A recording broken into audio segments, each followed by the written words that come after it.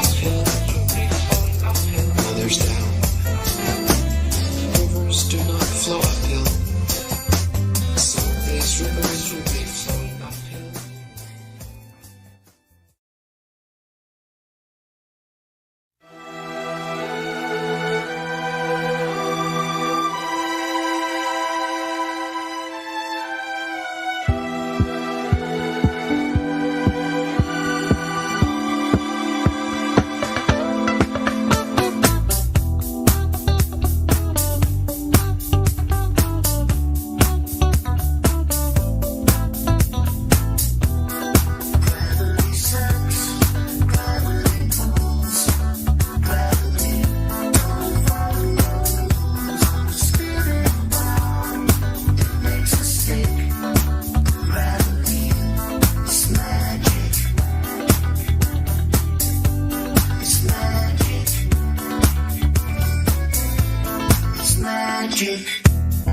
Light things rise up, heavy things fall down. Simply a natural property of weight and density that is very different from gravity. Gravity is a hypothetical magnetic-like force possessed by large masses, which Isaac Newton needed to help explain the heliocentric theory of the universe. Gravity sucks, gravity pulls, gravity don't follow rules on the spinning ball. It makes us stick. Gravity is magic. It's magic. It's magic. Now, even if gravity did exist, why would it cause both planets to orbit the sun and people to stick to the Earth? Gravity should either cause people to float in suspended circular orbits around the Earth, or it should cause the Earth to be pulled and crashed into the sun. What sort of magic is gravity that it can glue people's feet to the ball Earth? Gravity sucks, gravity pulls, gravity don't follow rules on the spinning ball. It makes us stick. Gravity is magic. Gravitation is only a subterfuge employed by Newton in his attempt to prove that the Earth revolves around the sun. And the quicker it is relegated to the tomb of all the Capulets, the better will it be for all classes of society. Gravity sucks, gravity pulls, gravity don't follow rules on the spinning ball. It makes us stick. Gravity, it's a con trick.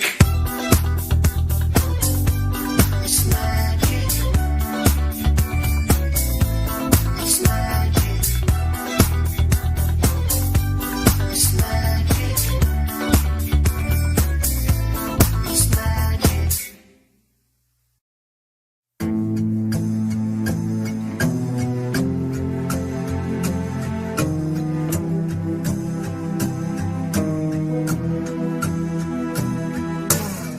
I confess that I cannot imagine how any human being in his proper senses can believe that the sun is stationary when, with his own eyes, he sees it revolving around the heavens, nor how he can believe that the earth on which he stands is whirling with the speed of lightning around the sun when he feels not the slightest motion. We've been taught that the moon has no light of its own, but is merely a reflector of the sun's light, that some masons from NASA actually walked on the moon, that some other masons from NASA sent rovers to Mars, that satellites and space stations are incessantly spinning in suspended animation above the Earth. For almost 500 years, the masses have been thoroughly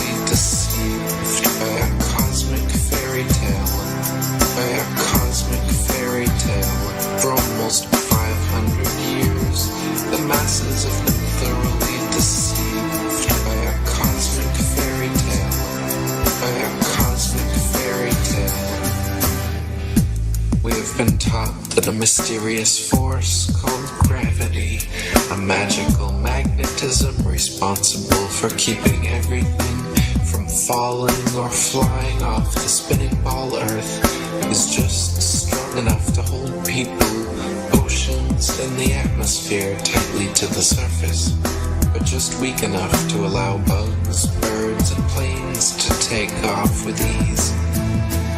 We've been taught that the ball Earth spins at a constant velocity, perfectly dragging the atmosphere along so we cannot feel the slightest bit of motion, wind, or air resistance. They say we cannot feel any of this motion because the magical Velcro of gravity pulls the atmosphere precisely along, and we cannot measure any of this motion because the stars are so incredibly far away. For almost 500 years, the masses have been thoroughly deceived by a cosmic fairy tale. By a cosmic fairy tale. For almost 500 years, the masses have been thoroughly deceived by a cosmic fairy tale. By a cosmic fairy tale. A sphere where people on the other side live with their feet above their heads, where rain, snow, and hail fall upwards, where trees and crops grow upside down, and the sky is lower than the ground. For almost 500 years, the masses have been thoroughly deceived by a cosmic fairy tale. By a cosmic fairy tale. For almost 500 years, the masses have been thoroughly deceived by a cosmic fairy tale. By a cosmic fairy tale. By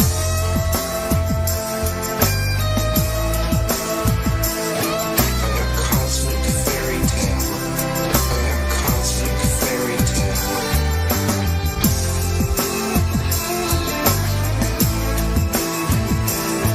By a cosmic fairy tale.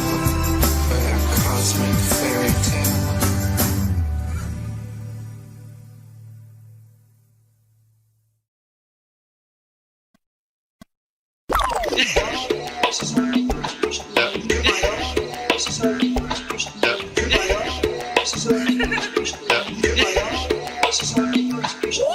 The big scary gravity, the big scary institutions with all the fucking browbeaten and their appeals to authority. Bollocks, this is what I'm talking about. Take control of yourself. Commit. Stand up for yourself. Commit. Stand up for yourself. Have a no-nonsense approach. Commit. Stand up for yourself. Commit. Stand up for yourself. Have a no-nonsense approach. Oh, I've got a fucking big BMX that can fly. Show me a big BMX that can fly. Canny, you're a fucking bullshitting lying piece of shit, fuck off. Oh, I've got a Ferrari that goes 340 miles an hour. And I've got a summer house in Spain. Show me. Canny. Fuck off. You're a liar. Oh, I've got this potato rocket with gas and water stuck through it that's inside a vacuum and it all just stays here because of magic stuff. Show me it. Canny. Fuck off. You're a liar. Show me it. Canny. Fuck off. Like you did when you were a child. Commit. Stand up for yourself. Commit. Stand up for yourself. Have a no-nonsense approach. Commit. Stand up for yourself. Commit. Stand up for yourself. Have a no-nonsense approach. And here's a picture of fucking a duck's nose. Black holes and stuff. Black holes and stuff. And here's a picture of fucking a duck's nose. Black holes and stuff. Black holes and stuff. Show me it. Canny. Fuck off. Show me it. Canny. Fuck off.